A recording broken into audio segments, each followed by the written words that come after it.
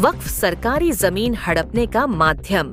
बाबूभाई भवानजी, वरिष्ठ हिंदूवादी भाजपा नेता और मुंबई के पूर्व उप मेयर श्री बाबूभाई भवानजी ने कहा है कि वक्फ सरकारी जमीन हड़पने का माध्यम है और इस पर अंकुश लगाना बहुत जरूरी था। आज एक बयान में भवानजी ने कहा कि मोदी जी की सरकार ने जो वक्फ बिल लाया है उससे सरकारी जमीन मुक्त हो जाएगी और आम लोगों का बहुत भला होगा। उन्होंने कहा कि मोदी जी की सरकार गरीबों, पिछड़ों, दलितों और आदिवासियों के हितों के लिए समर्पित है और उनके हितों के साथ कोई समझौता नहीं किया जाता है।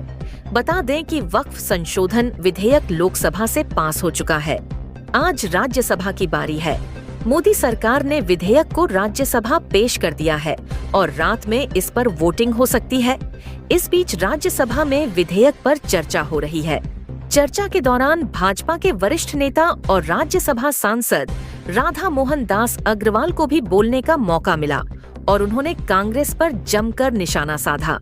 कांग्रेस सांसद नासिर हुसैन ने बिल का विरोध करते हुए सरकार पर आरोप लगाए। इसके बाद राधा मोहन दास अग्रवाल ने पलटवार किया। राधा मोहन दास अग्रवाल ने कहा कि तू इधर उधर की ना बात कर, ये बता कारवां कहाँ लुटा। उन्होंने कहा कि मैं बताता हूँ कारवां कहाँ लुटा। राधा मोहन अग्रवाल ने पुराने अधिनियम का जिक्र करते हुए कहा कि कोई भी ट्रिब्यूनल अगर फैसला दे तो उसके खिलाफ कोई अपील नहीं होगी। उन्होंने कहा कि इसका मतलब यह हुआ कि कोई व्यक्ति अपार्टमेंट में जाकर के 4 दोस्तों के साथ नमाज पढ़ ले तो वह 5वें दिन वक्फ बाय यूजर का दावा कर सकता है और ऐसी घटनाएं हुई हैं।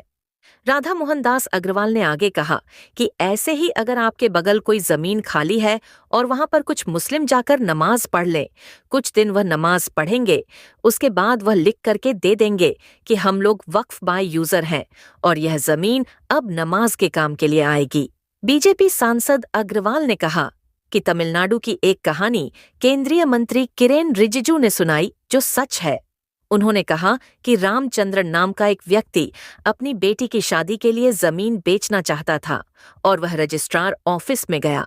इसके बाद पता चला कि उसकी जमीन वक्फ को दान कर दी गई है, यानी उस जमीन का मालिकाना हक उसके पास नहीं है। राधा मोहन दास अग्रवाल ने आगे कहा कि 15 साल पुराना मंदिर भी वक्फ को दे दिया गया। यही इनका वक्फ होता है। राधा मोहन दास अग्रवाल ने कहा कि जब नासिर हुसैन कर्नाटक से राज्यसभा के सांसद चुने गए तब मैं कर्नाटक में था। कर्नाटक विधानसभा में पाकिस्तान जिंदाबाद के नारे लगाए गए थे और बीजेपी के कार्यकर्ताओं ने विरोध किया तो उन्हें पकड़कर जेल भेज दिया गया।